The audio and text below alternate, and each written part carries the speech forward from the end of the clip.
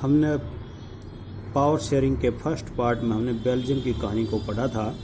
हमने जाना था कि किस प्रकार से बेल्जियम में डच और फ्रांसीसी बोलने वाले रहते थे, लेकिन उन्होंने कहीं पर भी मेजॉरिटी का लाभ नहीं उठाया और उन्होंने सबको बराबर का दर्जा दिया और सभी कम्युनिटी आराम से रही। ठीक उसी प्रकार जो आज हम सेकंड पार्ट के अंदर हम जो है श्रीलंका की स्टोरी के बारे में पढ़ेंगे। We will study about the story of Sri Lanka. Sri Lanka में भी जो है बहुत सारी कम्युनिटी रहती थी, लेकिन जो है उनका कुछ अलग मामला हुआ। In this part we will study about the story of Sri Lanka. Some rational situation was in Sri Lanka. ठीक वही स्थिति जो श्रीलंका में भी थी एज इन द बेल्जियम, जैसा कि बेल्जियम में थी। बट यहाँ डिसीजन बेल्जियम की तरह नहीं लिया गया। तो वहाँ क्या हुआ आप जानते हैं कि जहाँ पर इस प्रकार से डिसीजन नहीं लिया गया होगा वहाँ पर जो है असमानता फैली होगी, अराजकता फैली होगी। तो इसके बारे में स्टडी करेंगे। Sri Lanka independence day February 4, 1948। Sri Lanka जो है 4 फरवरी 1948 को आज़ाद हुआ था। Sri Lanka got independence on February 4, 1948।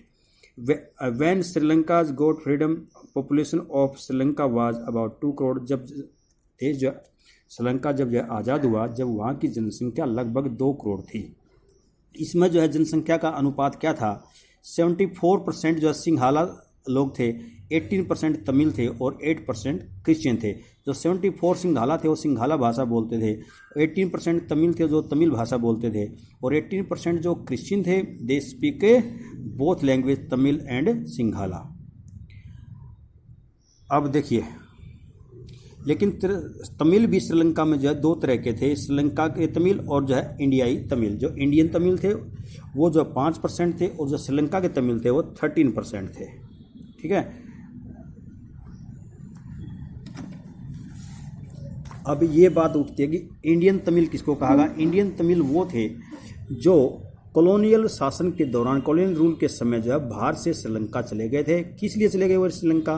For plantation, to in search of work, काम की खोज में प्लांटेशन के लिए जो है वो श्रीलंका चले गए थे।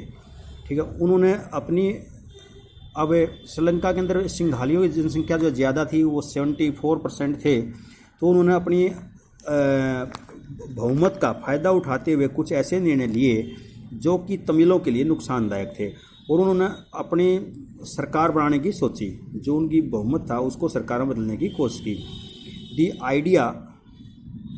The idea believed that the majority community should rule the nation, in which every way that want is called majoritarianism।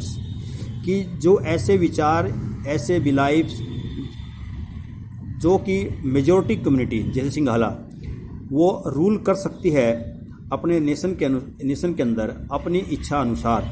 ठीक है। ऐसे नियम और कायदों को, ऐसे शासन को हम क्या कह देंगे? मेजॉरिटेरियनिज्म्स की बहुसंख्यकवाद। तो वहाँ पर जो उन्होंने अपनी मेजॉरिटी के हिसाब से अपना शासन चलाया। अब उन्होंने क्या क्या स्टेप उठाए देखिए। Steps taken by the Sinhala. Sinhala ने क्या क्या स्टेप है? Major by Sinhalas. In 1956 an act was passed. एक एक्ट पास किया गया 1956 के अंदर, in which Sinhala was made the official language. Sinhala भाषा को जो है ऑफिशियल लैंग्वेज घोषित कर दिया गया, एंड तमिल वाज डिसरिगार्डेड, और तमिल को नकार दिया गया। दूसरी बात, the government made policies that favoured members of the Sinhala communities. तो सरकार ने ऐसी नीतियां बनाई, ऐसी पॉलिसीज बनाई जो केवल जो है सिंघाला कम्युनिटी को ही फेवर करती थी, सपोर्ट करती थी। It gave jobs to them only. और ये सरकारी जॉब्स भी केवल जो सिंघाला जाति के लोगों को ही देती थी और किसी को जॉब नहीं देती थी। तो ऐसा हुआ। कुछ दिनों के बाद तमिल को जो फील हुआ, ये जब लोग कब तक जो एंजॉय करते रहेंगे, दबते रहेंगे। उन्होंने कुछ दिनों के बाद जब फील करना शुरू किया कि उनका शोषण हो रहा है। Tamils protested when they realise that they are being discriminated. तमिलों ने जब जो है ये महसूस किया कि उनके साथ भेदभाव हो रहा है, तो उन्होंने एक प्रोटेस्ट किया, विच सून कन्वर्टेड इनटू सिविल वार। जो प्रोटेस्ट जल्दी ही सिविल वार के अंदर कन्वर्ट हो गया। मैनी तमिल डाइड, बहुत सारे तमिल जो मरे, and were forced to leave the nation, और बहुत सारों को जो है ये दबाव डाला गया कि वो देश को छोड़ दें।